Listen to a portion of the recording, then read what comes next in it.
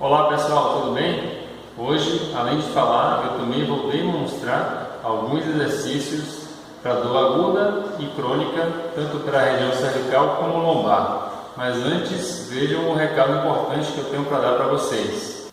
Hoje eu quero falar de uma situação grave, assim como foi o primeiro capítulo do livro de Joseph Pilates, Sua Saúde, com esse título também, uma situação grave, onde ele faz duras críticas ao sistema e às autoridades de saúde, onde ele afirma que os próprios médicos e os estudiosos da época davam muitas opiniões divergentes que geravam muita confusão na cabeça das pessoas quanto à forma de se alcançar a saúde e o bem-estar, quanto à forma de se recuperar de uma doença.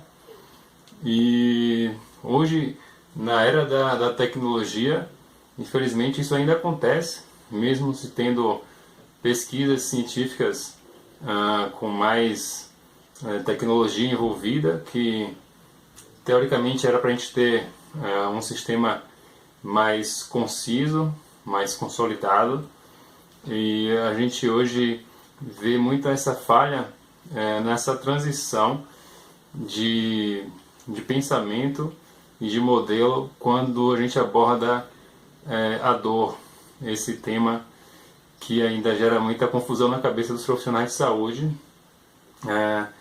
onde essa transição se divide entre o modelo biomédico, que é o que já está desatualizado, obsoleto, e desde a década de 90 surgiu o modelo biopsicossocial, que aborda esses fatores biológicos, cognitivos ou psicológicos e sociais, como sendo os múltiplos fatores que estão envolvidos na expressão e na sintomatologia da dor.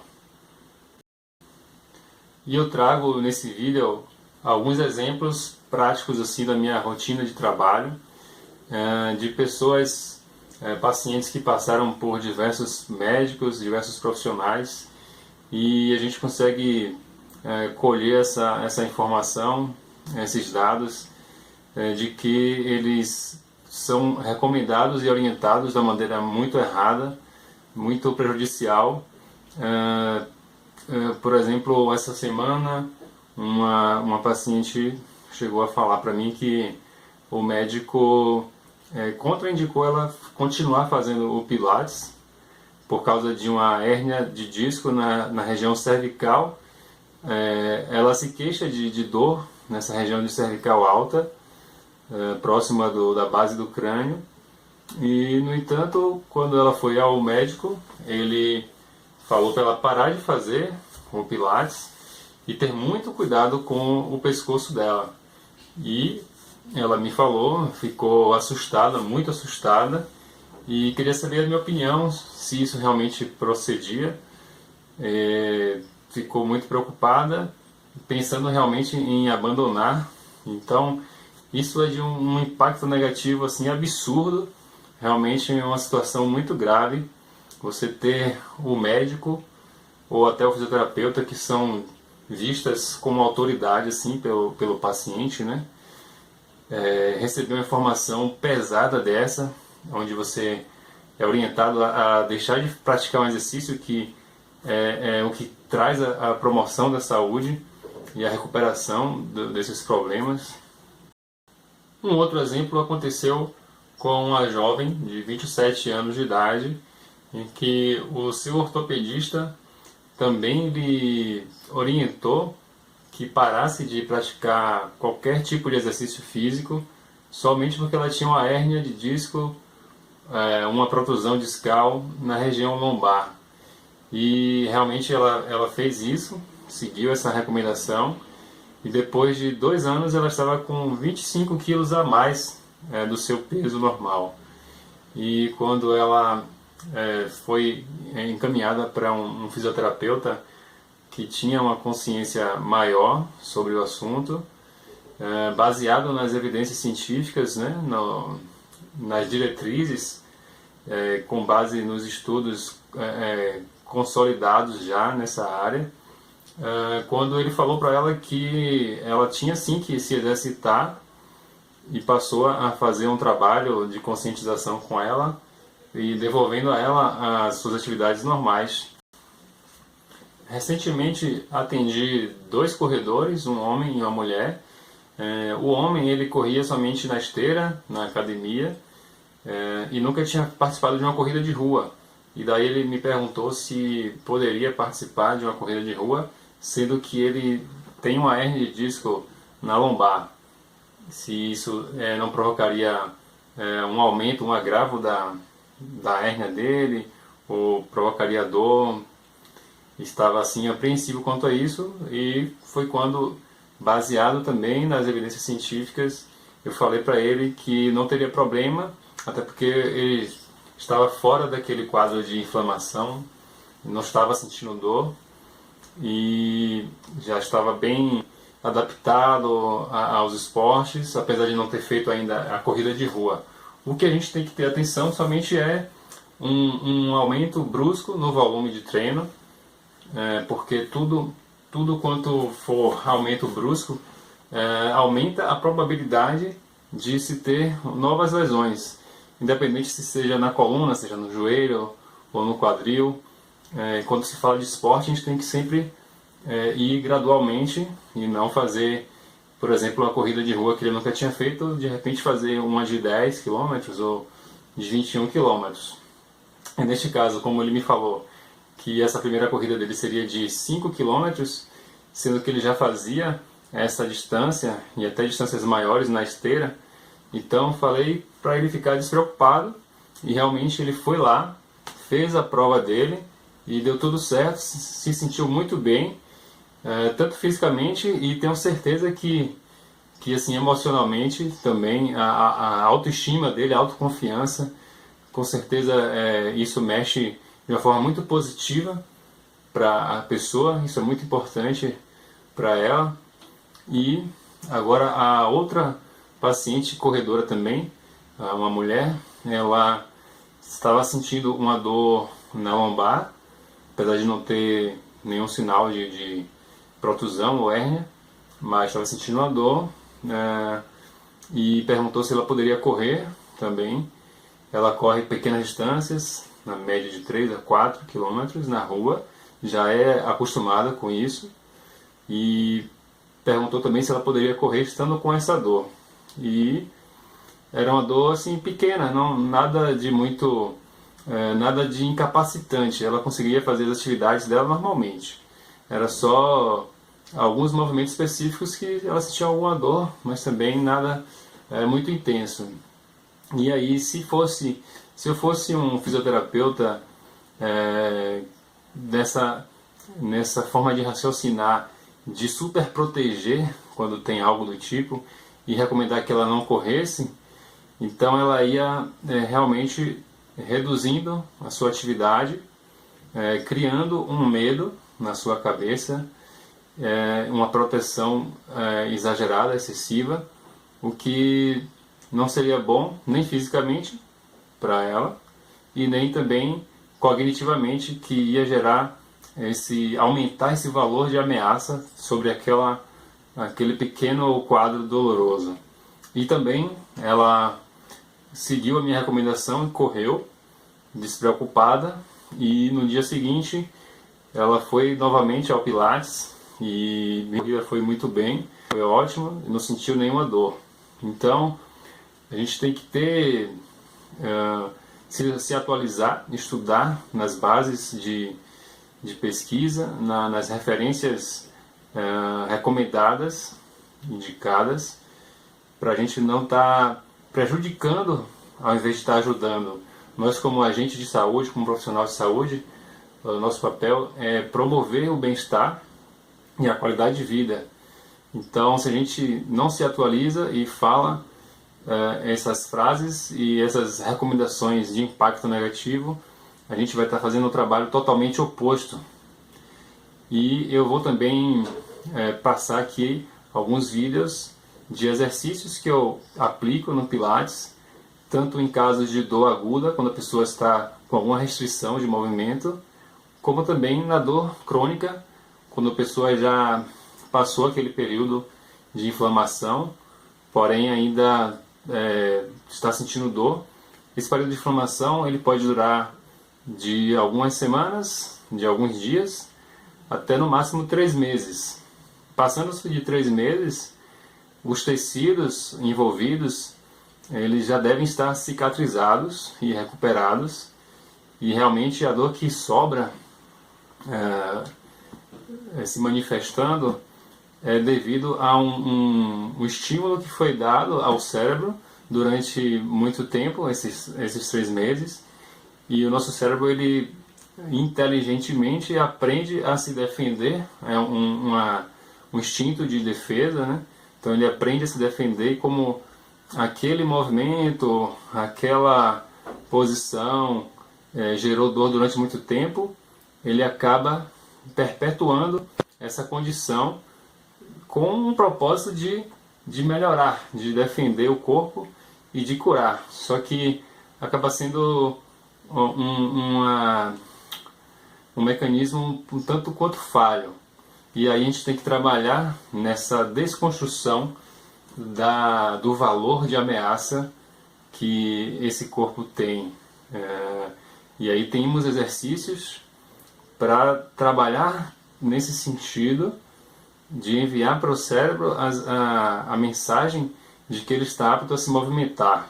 E às vezes a gente vai precisar mudar a ação da gravidade, movimentos e posturas que mudem a ação da gravidade em relação àquela parte do corpo que estaria se sentindo ameaçada ou dolorida se fosse em uma outra posição. Então vamos à prática. Essa primeira sequência com 4 exercícios para a cervical, que podem ser utilizados tanto na fase aguda como na fase crônica, trabalhando os músculos suboccipitais, aqueles mais profundos entre a base do crânio e as 2 primeiras vértebras, e também trabalho de flexores e extensores profundos, tanto de mobilização e como estabilização segmentar.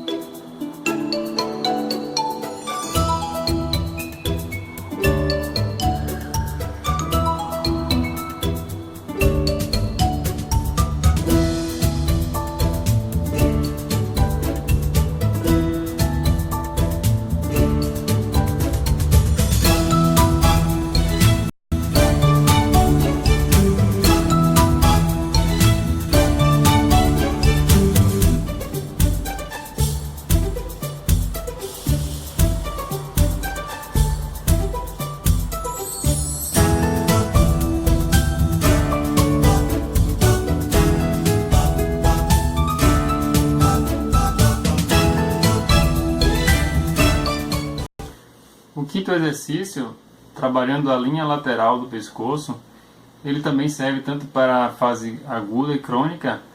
Agora eu acho interessante ser trabalhado na aguda, porque ele trabalha de uma forma isométrica, onde não há movimento do pescoço nem da cabeça, porém exige uma resistência contra a força da gravidade.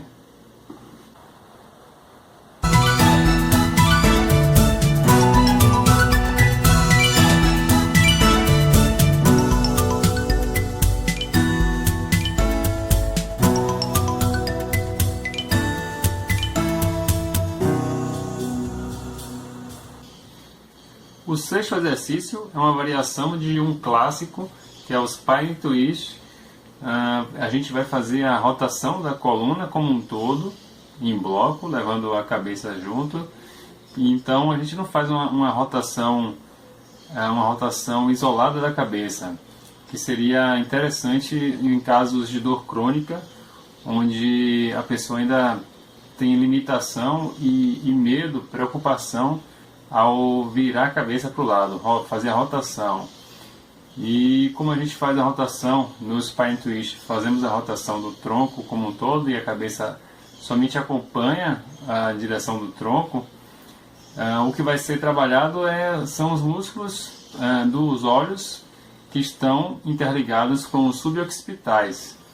E na hora de retornar ao centro, o tronco vai voltar primeiro e a cabeça vem depois, com um delay. Que isso faz com que essa rotação aconteça de uma forma mais suave e tirando aquele nível de ansiedade e de medo quanto ao movimento disparar a dor.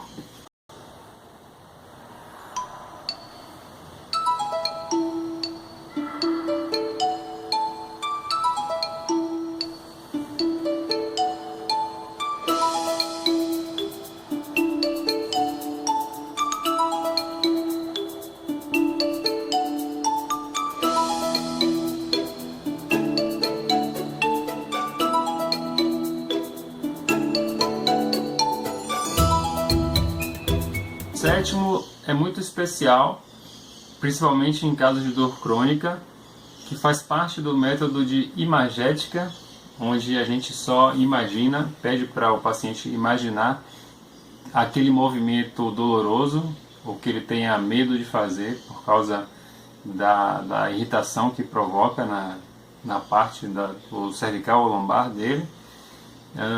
Então vai servir tanto para cervical, para lombar ou qualquer outro lugar que a dor se encontre.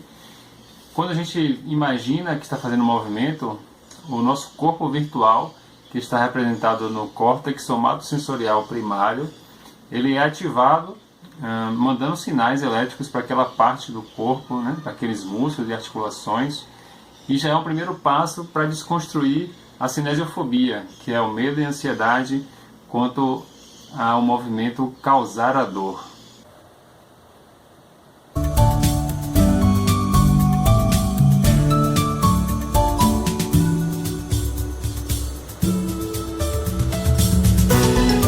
E por fim, do 8º ao 10º exercício, são voltados para a dor lombar, em qualquer fase dela, aguda ou crônica.